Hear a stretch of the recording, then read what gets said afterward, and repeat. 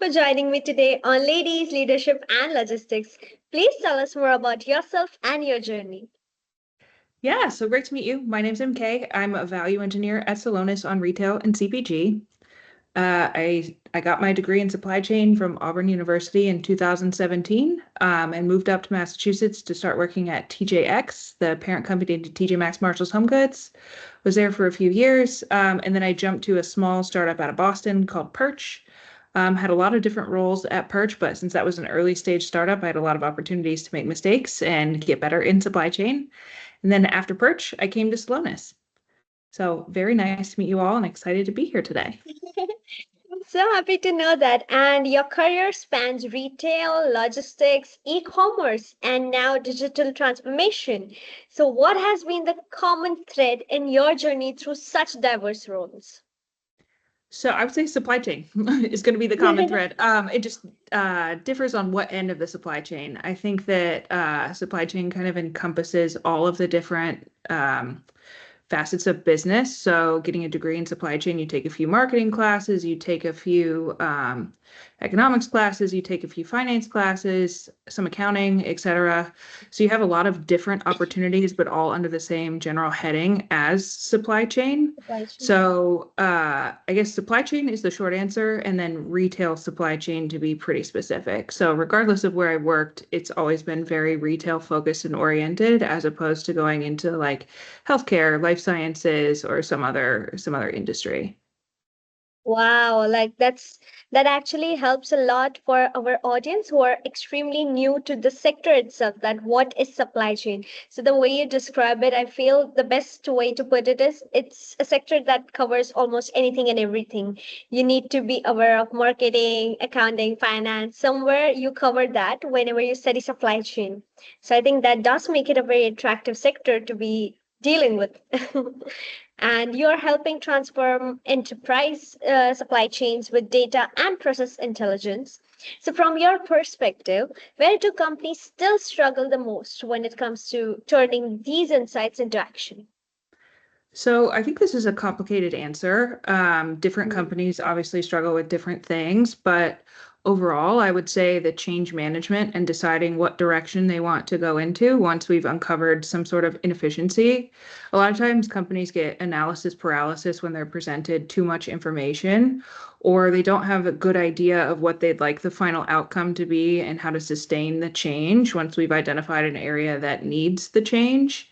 So getting everybody to work together towards a common, singular, easy to achieve goal is often the most difficult. So whether that's communication or creating some sort of sustainable change management program. Wow, okay, that does sound very interesting how you put it so perfectly. Like it's as good as each and every company has different issues and different ways of dealing with the issues. And thank you for making us aware of that. And you have spoken about the yes girl mindset. So I don't want to tell the audience what it is. I want you to tell the audience what it is and share an example from your career where it helped open unexpected doors. So I jumped from that small startup out of Boston, Perch. That was a very operations heavy role where I was in the software we created, creating shipments. I was coordinating with vendors. I was clearing shipments at the port for import into the US. Just wearing a lot of different hats.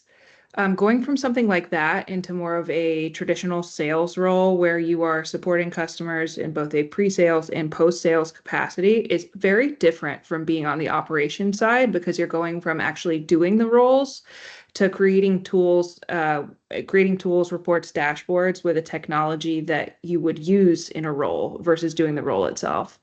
So my husband was the one who put me on to sales being a potential career opportunity for me. Had I not said yes to that, I wouldn't have discovered this whole other world out there of interesting things to learn. And that's something about me that I always like to learn. So being somewhere where you're given opportunities to learn things about different companies without having to actually work there is great. True. Wow. And that I love the fact that it's your husband who gave you the support and the push to try something new. And it definitely, the way you described it, that you discovered a totally different side of the world that you weren't aware of. it takes a lot of courage and definitely a lot of push from people you love and who believe in you. So thank you for letting us know that. And shifting from an analyst role at TJX and Perch to being the go-to supply chain SME at Celonis must have required big leaps in confidence and capability, as we discussed. So how did you prepare yourself for that transition? So I would say first and foremost, you're only as good as the experience that you have. So working at a big company like TJX and then going to a small company like Perch, there's a lot of different opportunities for experience in there. But mostly being able to do things that people just starting out in their career never would have had an opportunity to touch at Perch gave me a lot of that industry specific knowledge that I needed to be able to be confident in making not only the claims that I made and currently make at Celonis about what our technology can do, but also being able to speak the same language as the senior executives in the room and say, no, I've been there, I've done that. Maybe for not as long as you, but I've still True. experienced this. And then at the end of the day, supply chain is one big cycle that requires balance. So chances are you've encountered a problem or at least can understand how the problem works one way or another. So being able to read into bigger problems, break them down into smaller steps, and understand each bit and piece, and then make a recommendation is how you like gradually build that confidence to be able to go into a room and have that correct executive presence, I would say. Thank you so much, MK. That knowing that how to actually go with the whole process, as you said, like experimenting, building that confidence takes a lot of working on it, and that's with time that it comes forward. So being at that age where I think also coming from the Gen Z aspect of it, we are at the age where we want things faster. We want quick results, quick actions, and quick recognition also. But you just made us aware that it does take time. But with time, once that confidence is there, I think it stays. That's the most important part of it. And data driven decision making has been a very big part of your career. So, how do you balance the human side of leadership with the analytical side of supply chain transformation? I think this is a really good question. I think also going back to the confidence question as well, everyone is a person, whether they're the CEO of a giant company or whether they're an individual contributor or a doer on the operations team. A lot of Mhm. times, overcoming the balancing the fact that somebody is a leader and needing to kind of communicate, hey, here are the findings from whatever project we've done, right? Here are the findings as long as you know your audience and communicate in a way that is both respectful and very direct without a lot of nuance, I think Mm. that that helps to balance the leadership side and the analytical side. And then overall, I think just being very open and honest with what you do and don't understand and not being afraid to ask additional questions when you need to ultimately makes the projects and transformation move forward more quickly and succinctly because you are building that reputation and that relationship with those human leaders, so to speak. True. Definitely. And thank you for bringing that to our notice because, as you said, it is so important to ask questions, be vocal about certain things because sometimes it's hard to do that. But once we are able to put it forward, the human aspect of it is able to deal with it better, I feel, when it comes to this aspect. And leadership is something which I personally think is some needed in each and every sector, each and every aspect of life. Once you are slowly working on it and are able to master it, life becomes a little bit easier to deal with. So, thank you. I would agree. Yeah. And you have worked in both fast paced, high growth startups and large established organizations. So, what leadership lessons have you learned about influencing that change in each environment? I would say two things. One, it doesn't matter if it's a large organization or a really small organization. The leadership at that organization is going to be entirely responsible for your ability to effectively change. And two, I think just being able to go in and level set with these individuals allows you to, again, move your project forward, regardless of where you work. but at a very Mhm. large organization, there's multiple levels of bureaucracy you have to get through to actually figure out who not only the decision maker is in a formal capacity, but the decision maker in an informal capacity. And then at a smaller organization, those are more flat. So if a person is a leader, they can likely make the decision a lot more, dare I say, in a vacuum. I don't really mean in a vacuum, but kind of. Yeah. There's a lot less Quicker. people. Yeah. Yeah, there's a lot less True. people and moving pieces involved in making a decision at a small startup. And then I guess my last point is that the amount of risk that one is willing to take. I think that there are leaders at big organizations that are very few and far between, but are willing to take a risk or just try something new. Um, but you're a lot more likely to find that at a small startup who's not afraid to make mistakes. True. And like the way people have put forward the two sides of it, like the big organizations, I feel the way I've heard even my friends talk about it is like it's more secured. You are stuck in one specific role, which you focus on specializing. You don't exactly expand your field, but you specialize in that specific part more. While as compared to a startup, it's more like you get to play and like experiment with different aspects and roles. Say if you are in the small organization, you can deal with sales, marketing, branding all together. But if you are in a big organization, you'll be provided that specific marketing task. So is that actually true? Is how does it work? Like you beautifully did explain the hierarchy aspect, but does it actually limit you so much when it comes to big organizations? I think every big organization is different. In my Mm-hmm. experience, it definitely did limit you because there's a person for every task, and you are just Mm-hmm. a small cog in a big machine.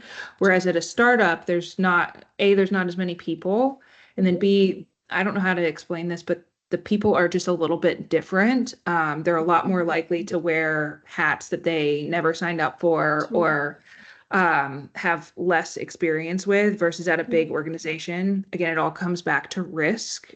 True. So if you do things that fall outside of your like Mm-hmm. organized list of activities, then you are stepping on somebody's toes. You are potentially messing up Um, something that you were True. maybe unaware of because again, you're a small Uh-huh. cog in a big machine. And sometimes small levers can, result in big Yes, outcomes somewhere else because true. you don't have as much Uh-huh. visibility into how something end to end works. True. Thank you, MK. That was actually beautifully explained and did answer my question of how is it so different and how does it actually limit you. And to be honest, it definitely does make sense. As soon as it comes to too many levels you have to cross to get your point through, it low-key becomes more boring, I would say. No, I think boring is the wrong word, but like it just stops you from taking that extra step of, hey, should I pitch this idea? Well, oh, it's if it's gonna take like 2 months to pass through, then just it's okay. I'll just pitch it somewhere else where I think it will be quicker to implement it. So Yeah, that I would also say too, like moving up at a large organization, and maybe this is controversial, I don't know.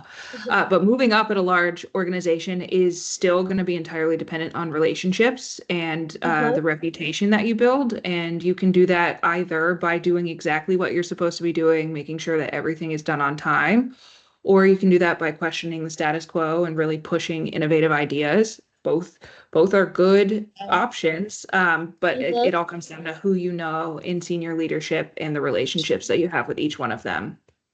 Wow, MK, that is, to be honest, a very, very important piece of advice that I needed to listen to. And I think each and every person who is just not yet into the corporate needs to know that you just put out something so important that if you know a high level authority, you might actually be able to push forward innovative ideas. But it all boils down to who do you know, how well does it fit, and are you actually good enough to like push your way into the corporation? And based on that, Yes. because like I have heard too many people even compliment this side, like they were like, we have worked for one specific company for many years, like more than 10 years, and they have shown amazing growth in one company with experimenting with different roles. But I think this is where your point comes in, that who do you know matters.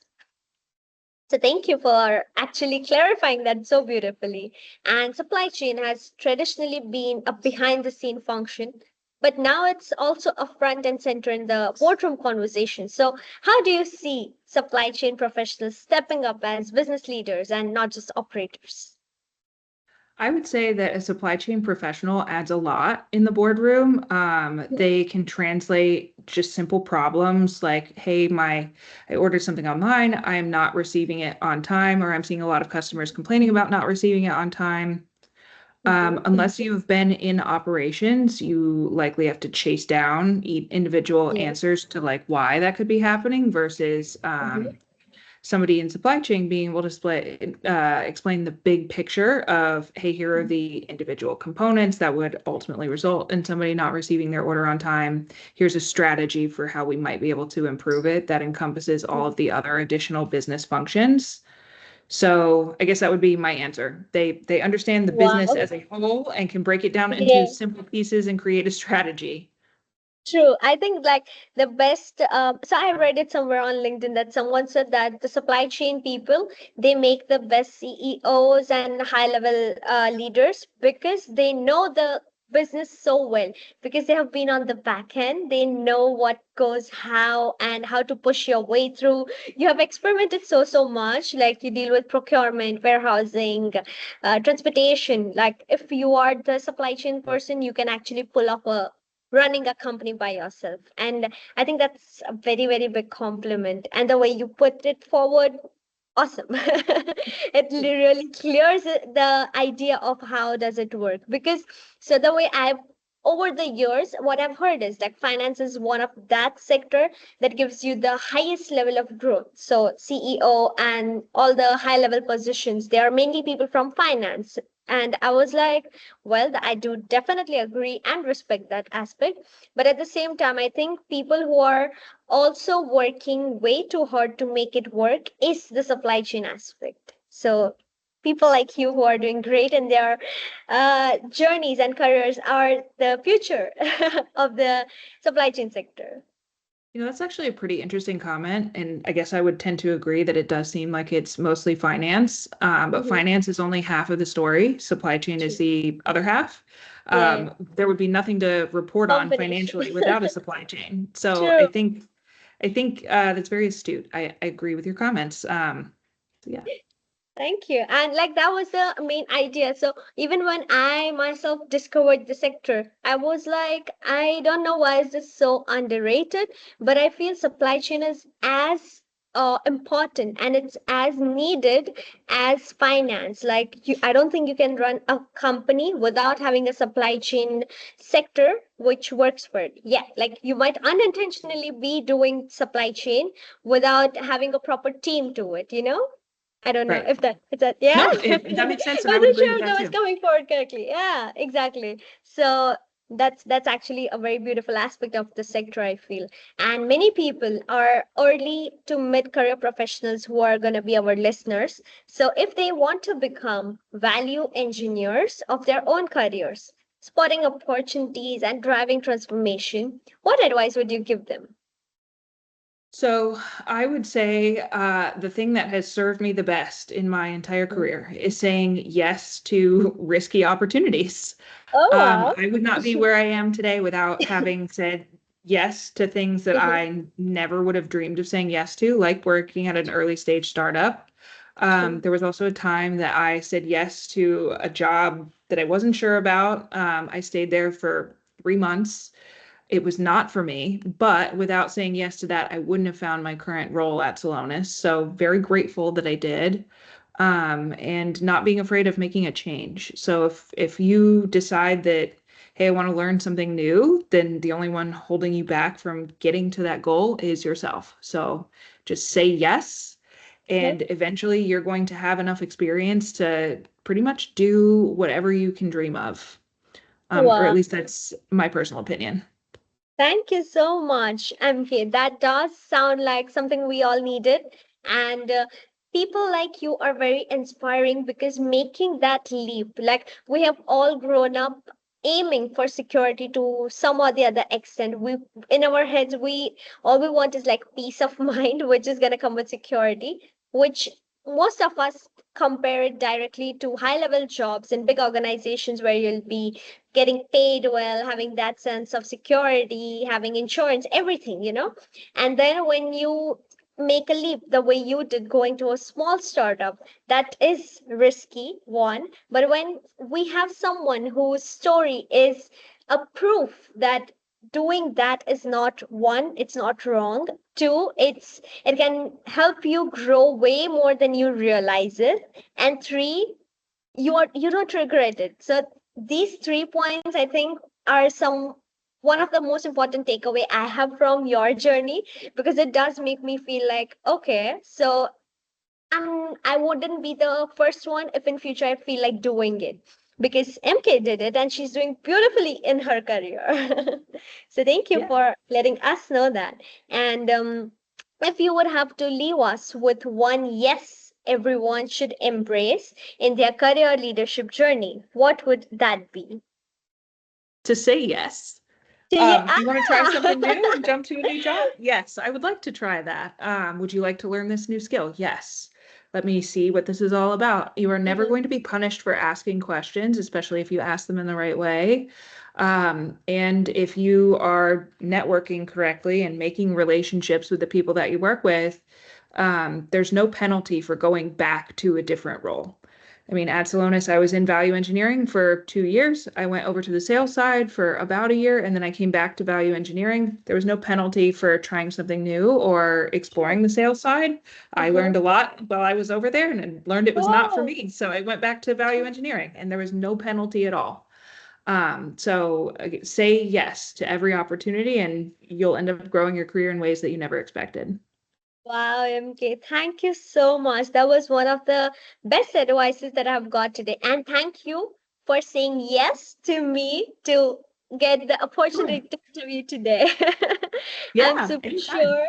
Exactly. Our audience is definitely going to learn a lot. We have, hopefully, all of us are going to learn to say yes to new opportunities, no matter how scary, risky, and difficult to implement they might feel. But we hope that we can make the best out of it the way you did. And we have learned a lot today. So thank you for the enlightenment and the beautiful lessons that you have given us. Yeah, you're welcome.